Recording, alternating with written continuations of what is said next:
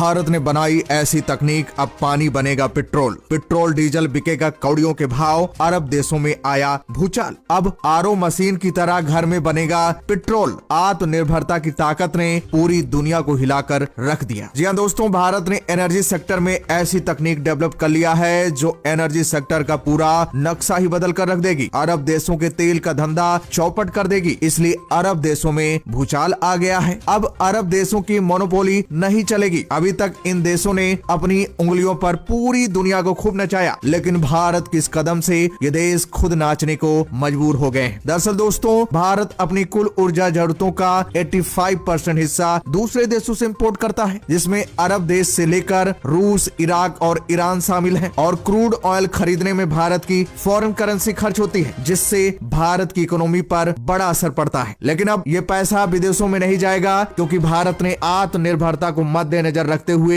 Energy sector में एक ऐसी तकनीक बना डाली है जो भारत को माला माल कर देगी। इस समय भारत हर सेक्टर को छोड़कर एनर्जी सेक्टर में बड़े शिद्दत से जुट गया है, क्योंकि एनर्जी सेक्टर का 80% हिस्सा अकेले पेट्रोल कवर कर चुका है। ये इसलिए क्योंकि हम इतने आदी हो चुके हैं कि अभी तक पेट्रोल डीजल के अल्टरनेटिव के बारे में सोचे तक नहीं। लेकिन जब अरब देशों ने धोखा देना शुरू किया तो भारत की अकल ठिकाने आई। अब तो आलम यह हो गया है कि फ्यूचर को देखते हुए भारत ने सही समय पर बड़ा डिसीजन लेते हुए एनर्जी सेक्टर से पेट्रोल डीजल को बाहर कर दिया है, क्योंकि पेट्रोल डीजल ने नाक में दम कर रखा है। पॉल्यूशन इस कदर बढ़ गया है कि धरती का जीवन काफी हद तक कम कर दिया है। लेकिन भारत की तकनीक 140 करोड़ भारतीयों के लिए वरदान साबित होगी। तो दोस्तों, आगे वीडियो में जानेंगे कि ये कौन सी तकनीक है जो पानी से पेट्रोल डीजल का बाप तैयार कर देगी। तो दोस्तों, वीडियो को ध्यान से जरूर देखिएगा और कमेंट बॉक्स में जय हिंद लिखना मत भूलिएगा। दोस्तों, अब एक नए सेक्टर में भारत ने अरब की नींद हराम करना शुरू कर दिया है। वर्तमान समय में भारत के पास दुनिया की चौथी सबसे बड़ी ऑयल रिफाइनरी कैपेसिटी मौजूद होने के बावजूद भी भारत पेट्रोल डीजल का नामो निशान मिटाने में जुट गया है, क्योंकि भारत जिस तरीके से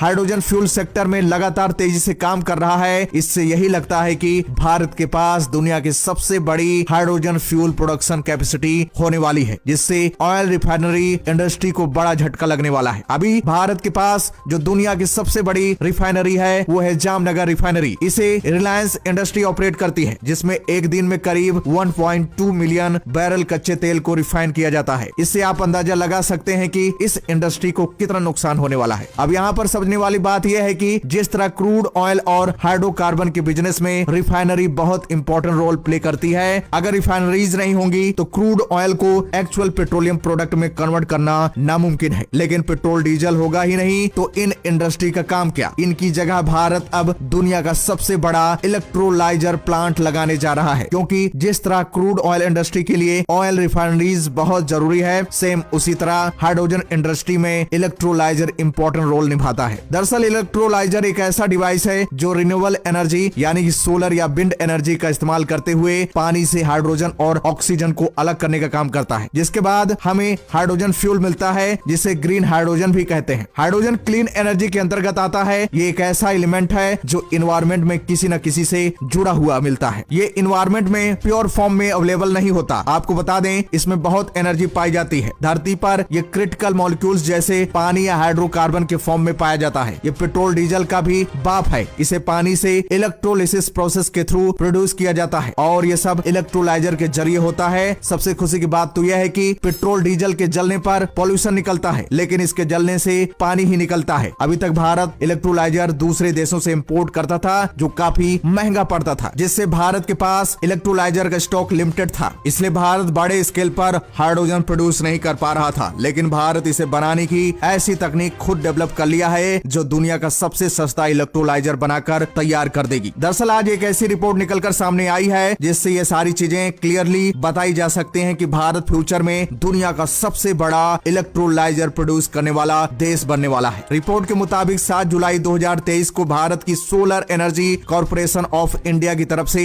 1.5 गीगावाट के इलेक्ट्रोलाइजर मैन्युफैक्चर करने के लिए कुछ कंपनी को इनवाइट किया गया था, जिसमें करीब 21 कंपनियों ने पार्टिसिपेट किया। इसके अलावा हाइड्रोजन प्रोड्यूस करने वाली कंपनियों को भी इनवाइट किया गया था, जिसमें करीब 14 कंपनियों ने पार्टिसिपेट किया था। और इस बार नए स्टार्टअप में छोटी कंपनियां नहीं बल्कि बड़े बड़े दिग्गज कंपनियों ने पार्टिसिपेट किया। अगर हम इलेक्ट्रोलाइजर इंडस्ट्री में कुछ दिग्गज कंपनियों की बात करें तो उसमें Reliance electrolyser industry manufacturing, Adani group और एल&टी जैसे प्लेयर्स ने पार्टिसिपेट किया। टोटल कैपेसिटी थी 1.5 गीगावाट की, लेकिन जिस तरीके से कंपनियों ने पार्टिसिपेट किया है उससे ये सामने निकल कर आ रहा है कि इससे करीब 3.4 गीगावाट की एनुअल कैपेसिटी के साथ इलेक्ट्रोलाइजर को मैन्युफैक्चर किया जाएगा। आपको बता दें कि भारत भले ही अपनी जरूरत के हिसाब से इलेक्ट्रोलाइजर प्रोड्यूस न कर रहा हो, लेकिन भारत के अंदर कई ऐसी अमेरिकन कंपनियां काम कर रही हैं जो भारत से इलेक्ट्रोलाइजर एक्सपोर्ट करना शुरू कर चुकी हैं। वो लगातार अपनी मैन्युफैक्चरिंग कैपेसिटी बढ़ाती जा रही हैं। और आपको बता दें SCCL का टारगेट यही है कि भारत के अंदर करीब 4,50,000 टन ग्रीन हाइड्रोजन को प्रोड्यूस किया जाए। इसके लिए इलेक्ट्रोलाइजर सबसे जरूरी डिवाइस मानी जाती है। इलेक्ट्रोलाइजर में पार्टिसिपेट कर रही कंपनियों की बात की जाए तो इसमें OMEM operations, John Cockerill, Greenko hydrogen solutions, Waaree energies, Jindal India जैसी कंपनियों ने पार्टिसिपेट किया है। इसके अलावा हाइड्रोजन प्रोड्यूस करने के मामले में JSW, Torrent power, Reliance green hydrogen और भारत पेट्रोलियम जैसे बड़े प्लेयर्स ने पार्टिसिपेट किया है। इसके अलावा जहां एक तरफ दुनिया के कई डेवलप कंट्रीज अपने देश के अंदर सिंगल हाइड्रोजन प्रोजेक्ट में 2 बिलियन, 2.5 बिलियन या फिर 5 बिलियन US$ का इन्वेस्टमेंट करा रही हैं, वहीं भारत सिर्फ एक स्टेट के अंदर करीब 40 से 85 या फिर 90 बिलियन US$ तक इन्वेस्टमेंट के साथ आगे बढ़ रहा है। और ये कोई हवाई बात नहीं है, ऑलरेडी रिपोर्ट सामने निकल कर आ चुकी है जिसमें बताया गया है कि भारत ने सिर्फ बेसिक या फिर कहें कि फाउंडेशन में हाइड्रोजन प्रोजेक्ट और हाइड्रोजन इंडस्ट्री को बड़े स्तर पर शुरू करने के लिए 2.5 बिलियन US$ तक की इन्वेस्टमेंट कर दी है। और ऐसा इसलिए पॉसिबल हो पा रहा है क्योंकि भारत एक ऐसी लोकेशन पर है जहां पर साल के 365 दिन धूप पहुंचती है और इसलिए भारत के लिए सबसे ज्यादा ग्रीन हाइड्रोजन प्रोड्यूस करना बहुत इजी है। तो इसी एडवांटेज के साथ भारत के अंदर बिलियन डॉलर की इन्वेस्टमेंट आ रही है। इसके अलावा दुनिया के कई देशों ने हाइड्रोजन फ्यूल इंपोर्ट कराने की बात कही है। द हिंदू की एक रिपोर्ट के मुताबिक अडानी ग्रुप ने अब तक करीब 2.5 बिलियन US$ तक की इन्वेस्टमेंट कर दी है और ये इन्वेस्टमेंट सिर्फ हाइड्रोजन प्रोडक्शन, उनके ट्रांसपोर्टेशन और नए नए प्लांट के लिए जो बेसिक फाउंडेशन है उस पर खर्च की गई है। और ये सारी इन्वेस्टमेंट अडानी ग्रुप की सबसे बड़ी कंपनी जिसका नाम है अडानी न्यू इंडस्ट्री लिमिटेड द्वारा खर्च की गई है। और अडानी का टारगेट यही है कि भारत में 2027 तक करीब 1 मिलियन टन हाइड्रोजन का प्रोडक्शन इनकी तरफ से किया जाएगा और अगले 10 सालों में करीब इसमें 50 बिलियन US$ तक की इन्वेस्टमेंट की जाएगी। साथ ही 30 लाख टन हाइड्रोजन का प्रोडक्शन किया जाएगा जिसे हम अमेरिका, यूरोप, मिडिल ईस्ट या फिर कहें कि दुनिया के हर कोने तक एक्सपोर्ट करने की तैयारी में है। और अडानी ग्रुप ने अनाउंसमेंट की थी कि गुजरात की मुंद्रा में हाइड्रोजन प्लांट को सेटअप कर रहे हैं। उसके बेसिक ऑपरेशन पर काम किया जा रहा है और वहां से मिडिल ईस्ट तक डायरेक्टली पाइपलाइन कनेक्टिविटी बिछाई जाएगी ताकि हम डायरेक्टली वहां पर हाइड्रोजन एक्सपोर्ट कर पाएं। अगर मिडिल ईस्ट की बात की जाए तो यूएई और सऊदी अरबिया जैसे देशों ने भारत के साथ इस प्रोजेक्ट को लेकर काफी ज्यादा